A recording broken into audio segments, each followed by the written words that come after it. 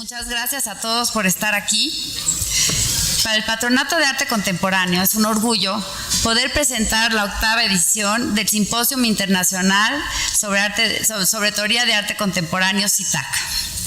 En este año tenemos el gusto de contar con la directora y curadora de artes visuales de la American Society, Gabriela Rangel, como directora de este CITAC, y que ha trabajado con la colaboración de la crítica de arte Jennifer Sorkin para concebir el tema que abordaremos durante estos 3 días. Este CITAC está titulado Puntos Ciegos, Blind Spots. El Patronato de Arte Contemporáneo es una organización independiente, sin fines de lucro, que apoya y genera proyectos que permiten ampliar y difundir las prácticas del arte contemporáneo en México. Desde su fundación en 1999, hace ya una década, el CITAC ha sido uno de los principales proyectos del PAC. Nos llena de orgullo constatar que desde entonces se ha mantenido como uno de los foros de discusión más importantes en América Latina y como un espacio de intercambio intelectual, de reflexión y de discusión siempre inspirado y provocador. Nuevamente en este CITAC hemos logrado reunir a un grupo notable de artistas, críticos e investigadores de gran prestigio, quienes abordarán los temas que hemos planteado para esta edición y que Gabriela hablará de ellos más a fondo. Entre las muchas razones que nos han estimulado para continuar este enorme esfuerzo, es en primer lugar el contar con el público, el que siga siendo interesante para ustedes. Y también que hemos tenido una suma de apoyos que recibimos cada año y que cada vez con más entusiasmo y generosidad nos apoyan a pesar de las crisis. El 8º CITAC es posible gracias a muchas instituciones e individuos que contribuyen de manera significativa y desinteresada para llevarlo a cabo. Les pediré que me permitan agradecer porque hay muchísimas personas que han colaborado con nosotros para que esto sea posible. Quisiera agradecer en primer lugar a todo el grupo de ponentes que nos acompañan en esta ocasión, que han viajado algunos de muy lejos para poder pasar estos 3 días con nosotros. También a Carlos Amorales, que nos ha hecho el precioso dibujo que sirve como identidad del CITAC número 8, que lo ven aquí arriba. Quiero agradecer a Limpa. Gracias. También muchísimas gracias a Tere Vicencio, Alejandra Peña, Magdalena Zavala del Instituto Nacional de Bellas Artes,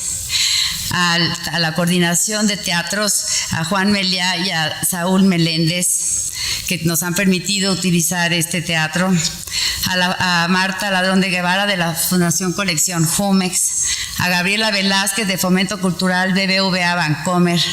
a Moisés y Rafa Micha del Grupo Teresa Hábita, quienes han sido muy generosos con nosotros también, a Mauricio Mayé y Fernanda Monterde de Fundación Televisa, a Berta Sea y Robin Smith de la Embajada de Estados Unidos. Gracias a ellas van a poder entender todo lo que se diga, a la Fundación Proelvetia, a Catalina Corcuera de Casa Barragán, a Mónica Mansuto de la Galería Gorimansuto,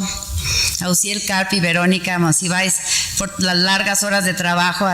para poder hacer el diseño de todos nuestros impresos, a Rodrigo Peñafiel, Paulo Díaz, Guillermo Ruiz de Teresa, Andrea Ruiz Sánchez de Pase Usted.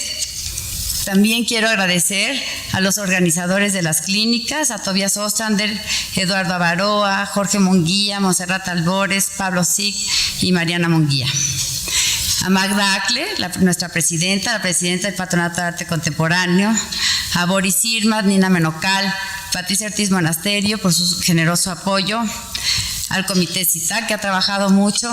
con nosotros, que son Patricia Sloan, Guillermo Santamarina, Osvaldo Sánchez y Eric Cámara, y en especial a mi equipo, el que trabaja con nosotros en PAC, que llevamos meses trabajando para que esto se logre, y ellas son María Bostock, Clara Rodríguez, Mariana Palma.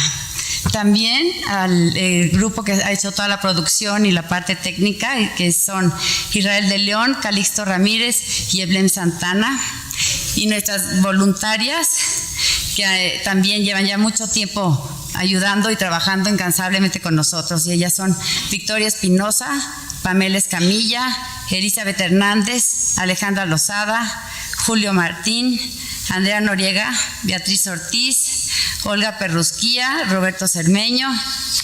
y bueno, muchas más empresas y personas han colaborado, pero bueno, tampoco lo quiero prolongar mucho, creo que ya tenemos cosas mucho más interesantes de que poder platicar. Espero que lo disfruten, les agradezco mucho que año con año sigan asistiendo. Muchísimas gracias.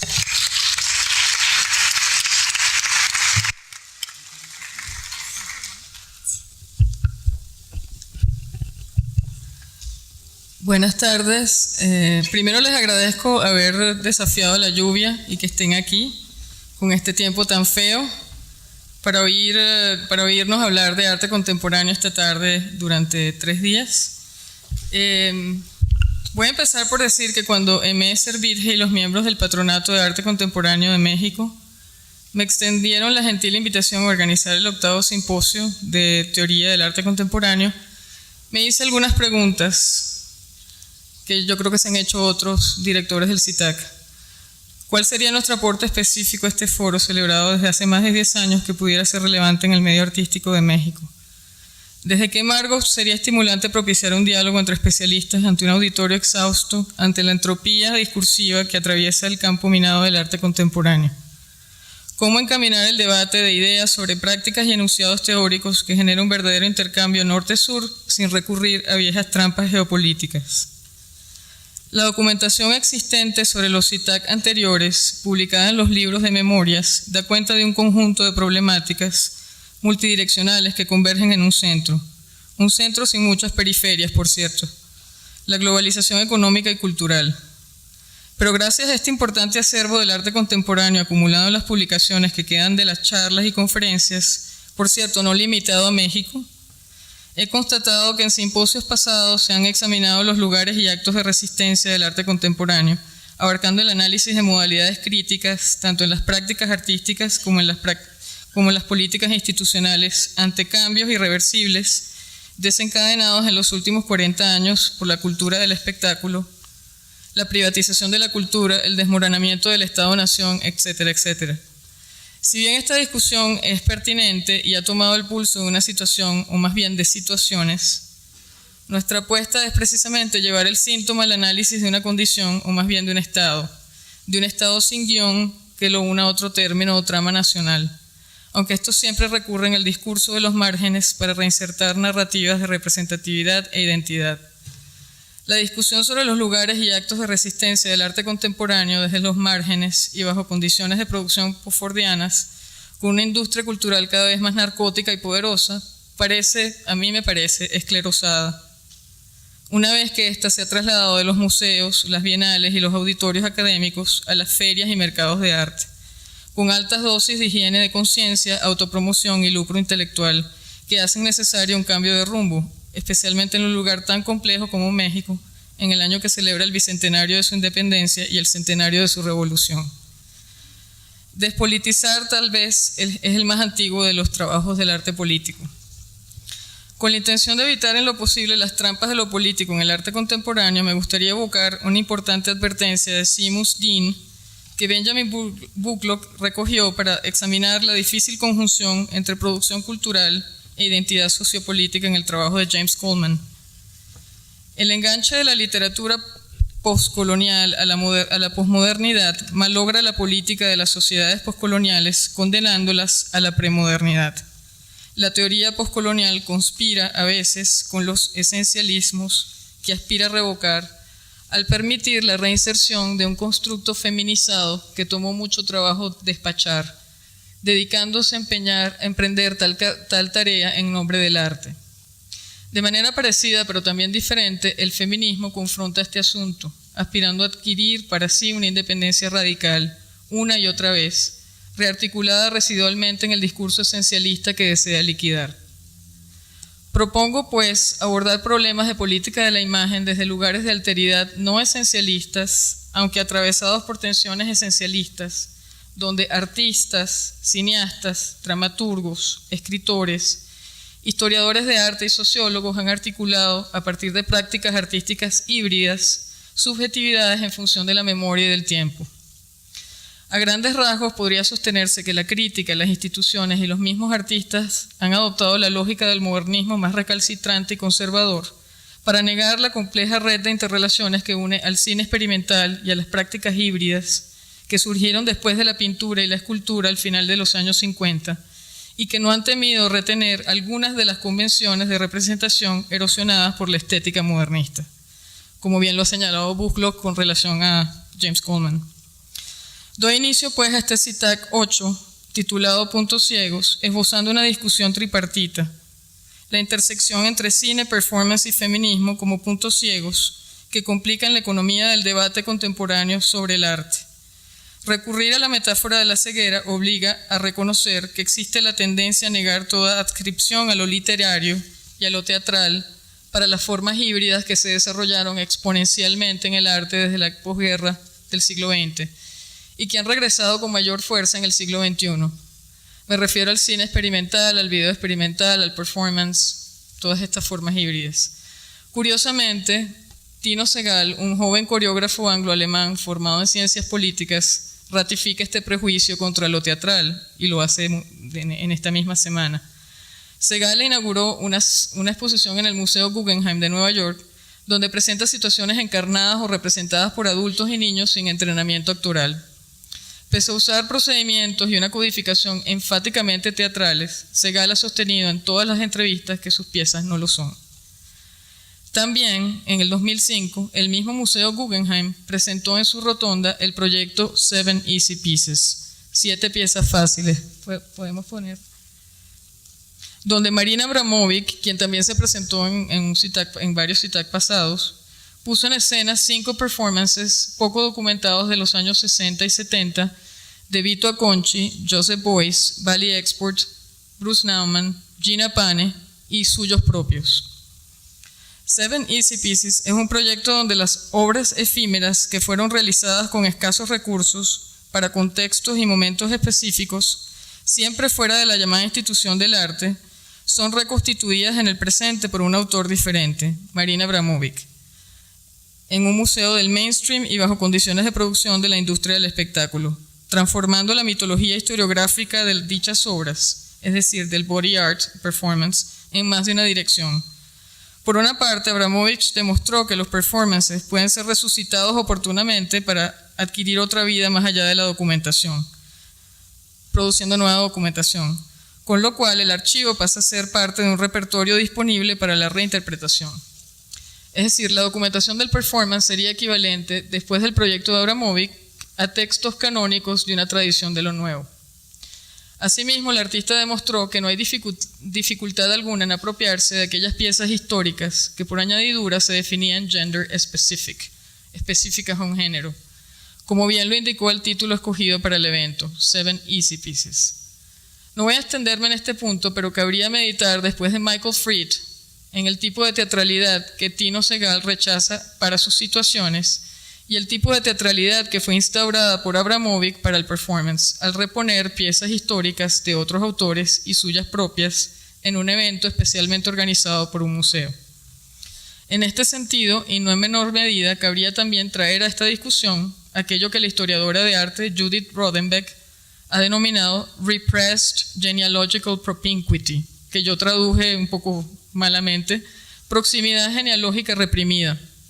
con relación a la incomodidad manifiesta ante lo teatral y los vínculos teóricos existentes entre el happening, el performance y una tradición teatral que incluye The Living Theater, Tadeusz Kantor, Eugenio Barba y pare de contar,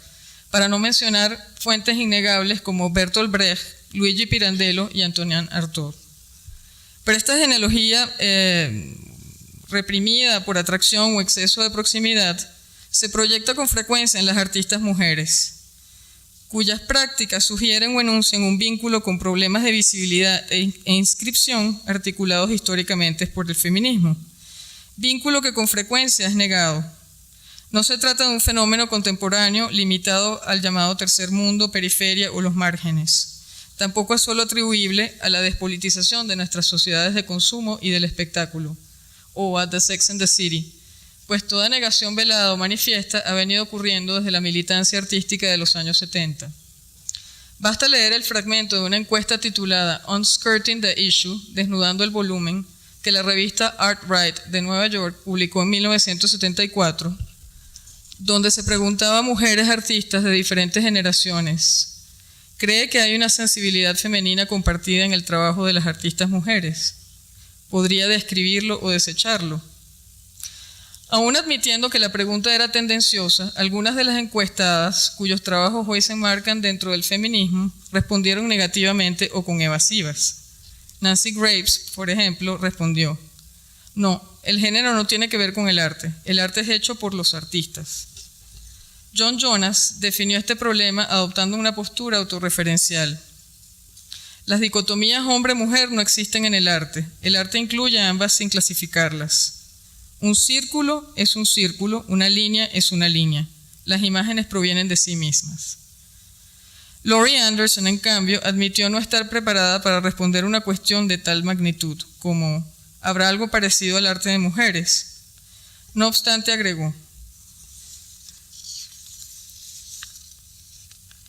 lo único que puedo decir sobre el sexo y el arte es que hay hombres y hay mujeres y hay arte. Los hombres y las mujeres que ponen el arte primero son hombres, y los hombres y las mujeres que ponen el sexo primero son sexistas. Nos preguntamos si sería posible para un artista activo, sin importar su género, y hacer intervenciones feministas, bajo el peligro de ser encasillado o encasillada en un gueto, prescindiendo de la teoría o de las ideas de la política sexual. Bastaría con los estudios de género para tomar conciencia de este estigma de inscripción. Pero dejaré este asunto para la sesión del día viernes 5, moderada por la historiadora y crítico de arte Jenny Sorkin, a quien he invitado especialmente a colaborar en este CITAC, con la intención de enmarcar tópicos feministas. La apertura de la discusión de esta sección estará a cargo de Rita Eder, quien dará una charla magistral sobre prácticas de autopresentación con especial énfasis en la artista Paula Weiss. A comienzos de los años 80, Eder, junto a Helen Escobedo, dio inicio a un programa de performance y nuevos medios en el Museo de Arte Moderno, y en esos mismos años participó en las jornadas de arte no objetual organizadas por el crítico Juan Hacha en Medellín, Colombia. Pero esta discusión histórica adquiere matices más complejos en las prácticas de artistas de dos generaciones y de dos contextos, como Silvia Gruner y Marta Rosler, quienes han sido convocadas junto al curador Klaus Wiesenbach a responder la pregunta que invierte la consigna feminista de los 70s. ¿Es lo político aún privado? Para ampliar las cuestiones de diferencia sexual y de política sexual, hemos propuesto un panel el sábado 6 de febrero sobre espacios de género, donde los artistas Vasco Araújo, de Portugal, y Kader Attia, de Argelia, Francia, examinarán junto a su interlocutora Sabine Breitweiser las genealogías de poder y control desde sus prácticas. Araujo desde el transvestismo y la autorrepresentación, y Attias desde la red de alteridad con transexuales en la India y Argelia. Pero regresando a la primera instancia de la discusión que he propuesto para el CITAC 8, el cine, quiero aclarar que lo cinematográfico aquí se entiende como imaginario práctica de borde, no como medio. Me interesa explorar eso que llamamos cinematográfico o fílmico, no desde las distinciones binarias que clasifican la imagen en documental o ficción, sino imagen-movimiento e imagen-tiempo, como instrumentos epistemológicos del tiempo inscrito en la realidad que muestra lo real de manera visible o invisible,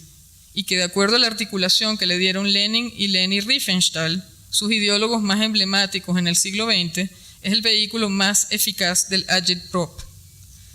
El marco que propongo discutir en el campo que nos compete del arte contemporáneo fue tempranamente enunciado por Pierpaolo Pasolini,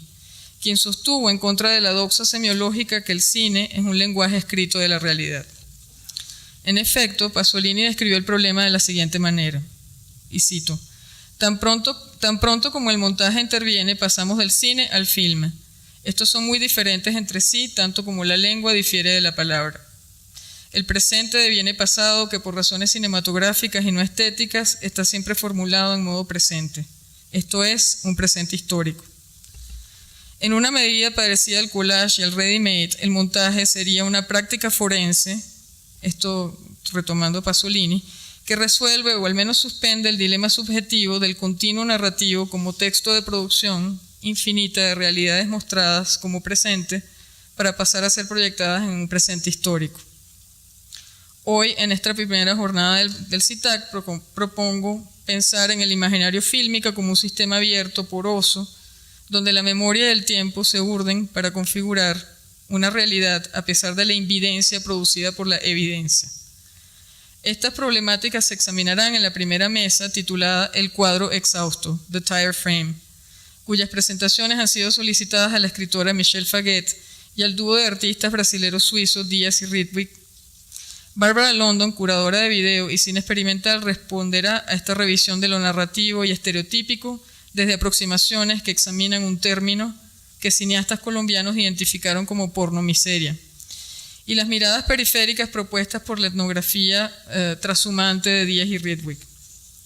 El octavo CITAC igualmente propone una reflexión sobre el performance como práctica radical que erosiona la lógica teleológica y que se une al feminismo para revertir la visión estrechamente formalista del modernismo, según la cual el contenido emerge de la forma y cada medio tiene una especificidad y una determinación propias. Por ello, el feminismo ha operado valiéndose de prácticas híbridas como el video, el cine experimental, el performance, para mostrarnos una visualidad alternativa a la tradición de las bellas artes y abrir circuitos al margen de los museos y mostrar tanto realidades como sujetos periféricos. Con esto nos gustaría explorar otro tipo de invisibilidad, y para ello hemos invitado a la curadora y crítica Sabine Breitweiser y al artista Judy Wartan en el panel Escriba su propia historia, historias de autoinstitucionalización. A pensar en cómo se produjo o se produce la inserción a la institución del arte del performance, el cine y el video como prácticas ausentes de los museos y las instituciones culturales del mainstream, al menos al principio de la emergencia de estos medios, de estas expresiones. Como interlocutor de ellas estará el crítico Lane Rallier, cuyo extraordinario trabajo sobre las redes y el arte que ocurre en el lounge, el mismo que Nicolas Bourrieu ha celebrado en su estética relacional, muestra cómo la lógica del mundo especulativo de las finanzas rige ciertas modalidades participativas. El CITAC 8 se iniciaba con una aproximación al trabajo del artista irlandés James Coleman, quien desafortunadamente no ha podido viajar a México por un inesperado tour de force, y cuya obra, El punto ciego, me dictó la necesidad de repensar en esta temática tripartita cine, performance y feminismo. Dada la imposibilidad práctica de contar con Coleman, el crítico Tom MacDonald ha sugerido examinar el concepto de lo cotidiano tal y como fue articulado visualmente por el cineasta Jean Rouch y el filósofo Edgar Morin